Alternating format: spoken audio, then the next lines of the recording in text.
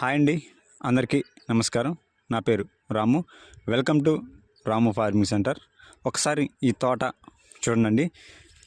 ఈ చెట్టుకి వచ్చేసి దాదాపుగా 4 నుండి 5 కిలోలు అయితే మిరపకాయలు ఉండటం జరిగిందండి.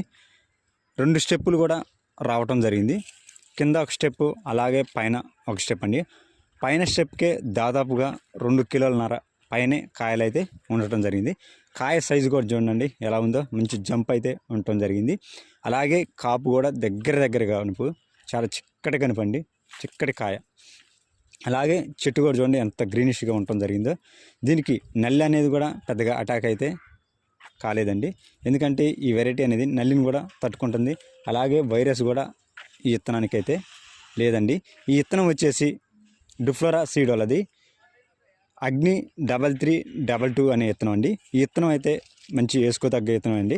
మనం కూడా ఈ సంవత్సరం అయితే ఈ విత్తనం తేవటం జరిగింది, మన చేలో కూడా వేయటం జరిగింది. విత్తనం అయితే నాకైతే పర్లేదు అనిపించిందండి. ఓకే అండి, ఈ వీడియో నచ్చితే మాత్రం లైక్ చేయండి. తోట ఎలా ఉందో కామెంట్లో పక్కా చెప్పండి.